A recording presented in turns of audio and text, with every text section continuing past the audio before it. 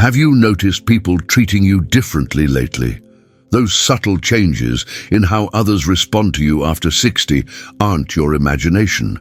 They're real, and they're happening because of habits you've developed that no one has the courage to tell you about. People might be avoiding you, cutting conversations short, or even excluding you from gatherings, all because of behaviors you don't even realize you're doing. The worst part, these habits are damaging your relationships and dignity every single day, and nobody will ever tell you directly. Let me tell you about Evelyn, a vibrant 67-year-old who suddenly noticed something strange. Her grandchildren's visits became shorter. Her neighbors stopped inviting her for coffee, and even store clerks seemed to avoid conversations. She couldn't understand what had changed until her longtime friend Patricia finally had the courage to be honest with her. Patricia gently pointed out several behaviors Evelyn had developed, behaviors that were pushing people away without her realizing it. The moment Evelyn became aware of these habits, she was able to make simple changes that completely transformed how people responded to her. Today, I'm going to reveal the 7 ugly behaviors that people notice but are too polite to mention, and show you exactly how to fix them before they further damage your relationships. These aren't complicated issues. They're small, fixable habits that can make an enormous difference in how others perceive and treat you. Let's dive in.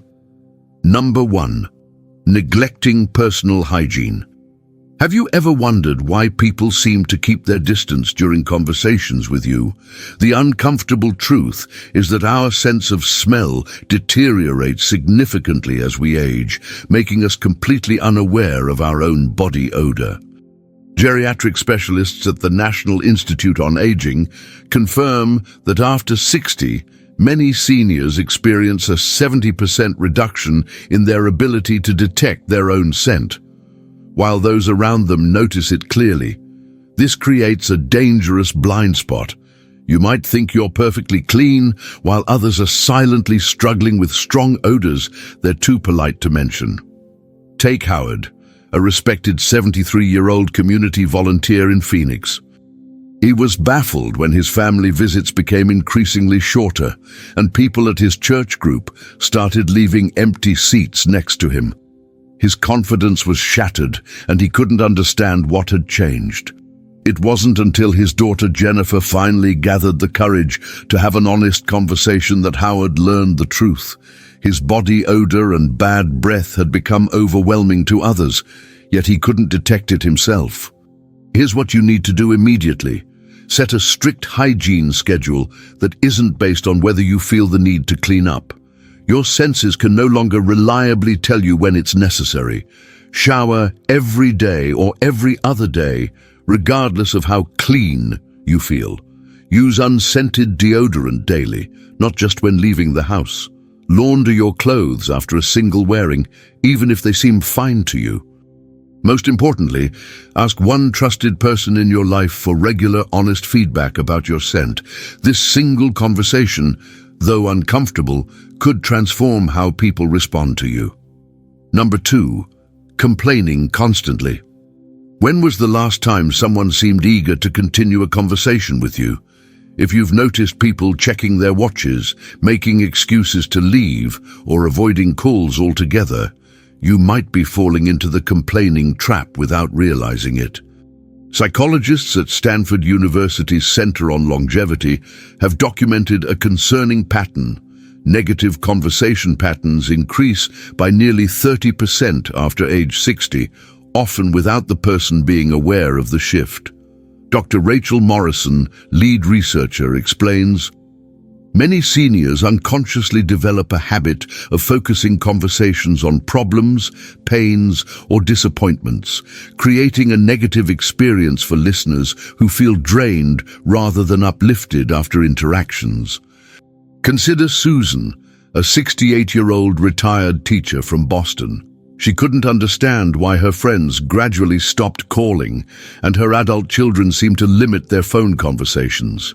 She was deeply hurt until her 12-year-old grandson innocently asked, "Grandma, why do you always talk about bad things?" That simple question led to a revelation. Her grandson had counted that she had complained about 17 different topics in just 1 hour together. Susan had no idea she had developed this habit. In her mind, she was just sharing her daily experiences. Here's the immediate solution you need to implement. Starting today, practice the one positive for every negative rule in all conversations. Before mentioning any complaint, challenge yourself to first share something you're grateful for or enjoying. Set a mental timer during conversations.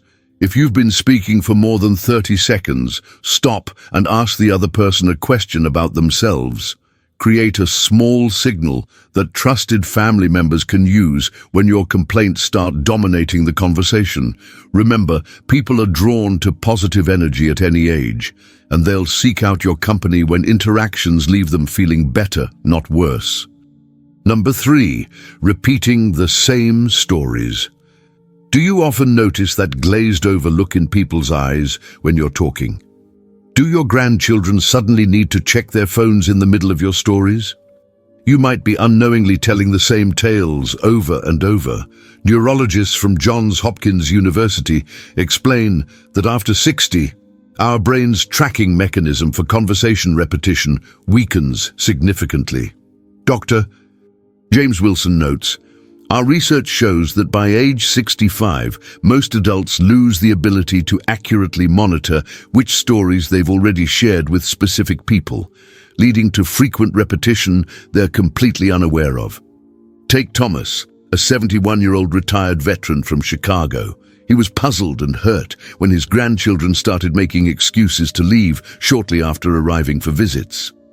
His confidence was shaken until his son David finally explained the truth. Thomas had told the same Korean War story 3 times in a single visit, and it had become a pattern that made conversations predictable and exhausting for everyone but him. Here's what you must do to fix this immediately.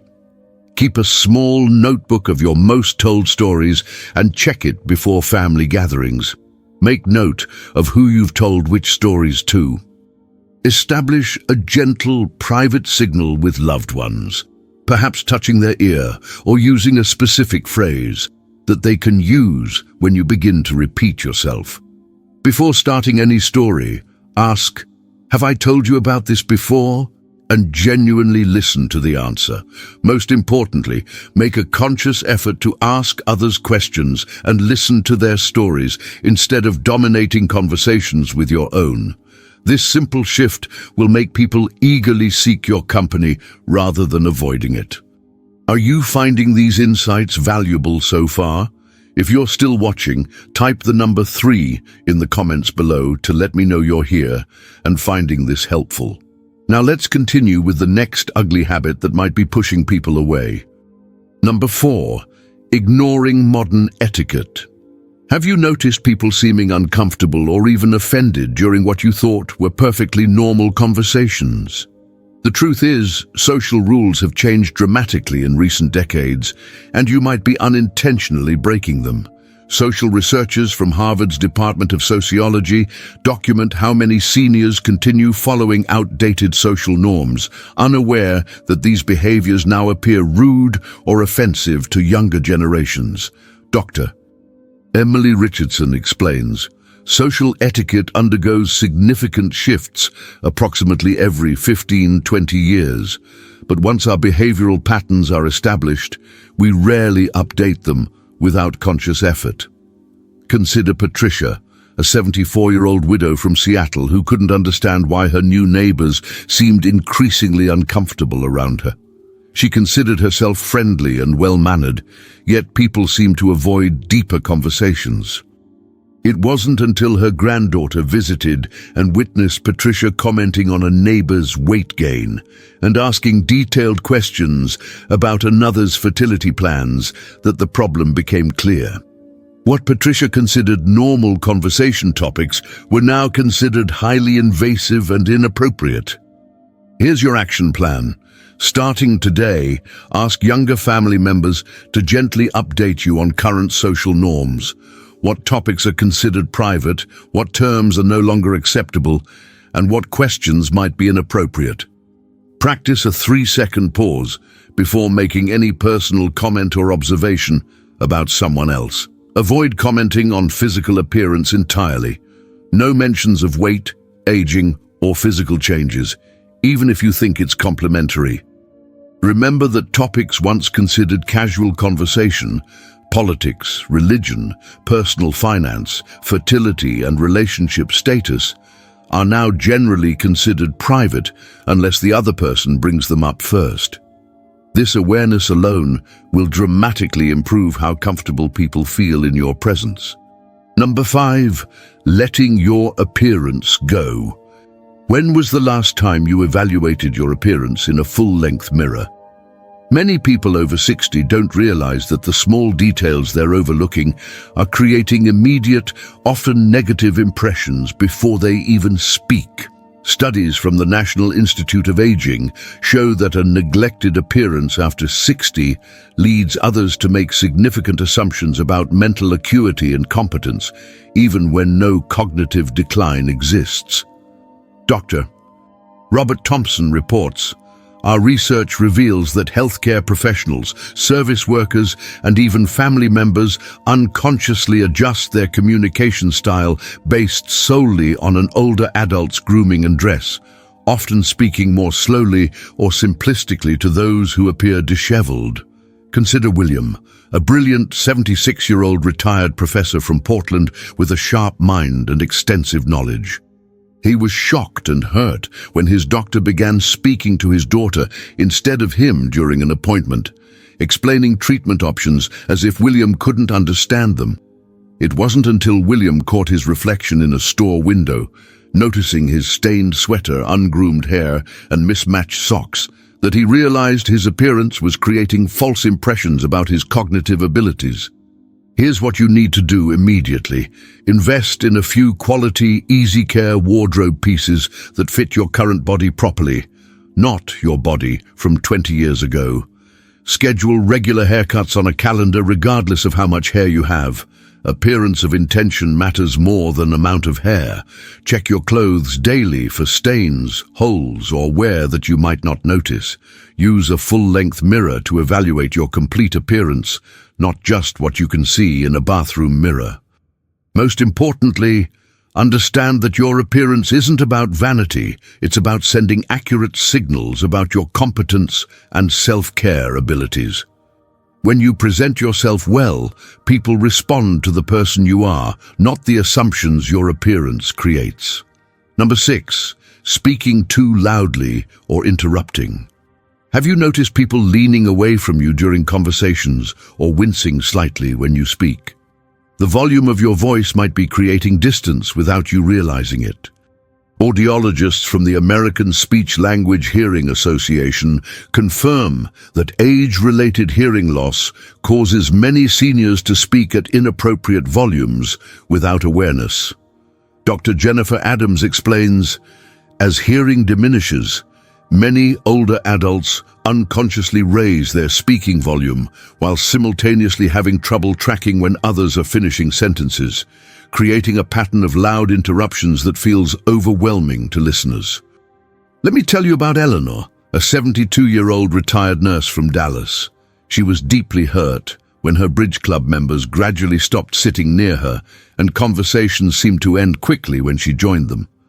Her confidence was shattered until her daughter gently explained during a restaurant dinner that Eleanor was practically shouting during casual conversation, causing people at nearby tables to stare. Eleanor had no idea. To her, her volume felt completely normal. Here's your solution. Get your hearing checked annually, even if you don't think you have a problem. Your baseline has likely shifted without you noticing. Watch for physical cues from listeners. If they're leaning back, wincing, or looking around nervously, lower your voice immediately.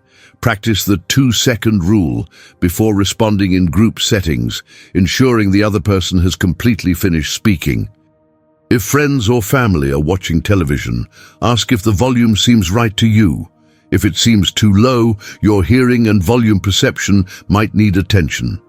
These small adjustments can immediately improve how comfortable people feel engaging with you. Are you finding these solutions helpful? If you're still watching and gaining insights, type the number 6 in the comments to let me know which of these issues resonated most with you. Now, let's move to our final ugly habit. Number 7, oversharing health issues. Do conversations with you frequently turn to your medical conditions, symptoms, or health concerns? This common habit might be driving people away faster than you realize. Communication experts at the Aging Well Institute report that detailed health discussions have become the most common conversation deterrent around seniors. Their research found that 83% of younger adults report feeling uncomfortable when older family members or acquaintances share detailed medical information in casual settings. Dr. Michael Peterson notes, "What many seniors see as simply sharing their daily experiences, others experience as TMI, too much information, creating social discomfort and conversation avoidance." Consider Robert, a 77-year-old retired accountant from Denver who prided himself on being open and honest in all conversations. He was baffled and hurt when his grandchildren's visits became increasingly brief and infrequent. It wasn't until his son finally explained that detailed descriptions of Robert's digestive problems and surgical procedures weren't appropriate dinner conversation that he understood the impact of his oversharing. Robert had no idea he was creating discomfort. He thought he was just being authentic about his daily concerns. Here's what you need to implement today. Save detailed medical discussions for appropriate audiences. Close family members who've expressed interest and medical professionals. Create a health update time limit of 2 minutes maximum in any conversation, then purposefully change the subject. Practice redirecting conversations by asking others questions about their interests, work, or families. If you catch yourself slipping into health topics, use the phrase, "But that's enough about that," and immediately shift focus to the other person. Remember that while your health concerns feel central to your daily experience, conversations that leave others feeling engaged and uplifted will always strengthen your relationships more than those focused on medical details. These 7 behaviors happen to almost everyone as they age. They're natural changes that occur gradually, often without our awareness. But now you know exactly how to recognize and fix them before they further damage your relationships and dignity. With these simple solutions, you can ensure people respond to you with the respect you deserve, strengthen your connections, and enjoy more meaningful interactions at any age. The power to change how others perceive and treat you is entirely in your hands, starting today. If you recognized any of these behaviors in yourself, you're not alone. Comment below which one surprised you the most and share one change you're going to make starting today. Hit the like button if this information was valuable to you and subscribe for more life-changing insights that nobody else will tell you.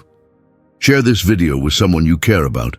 They might be making these mistakes without realizing it, and your thoughtfulness could save their relationships too.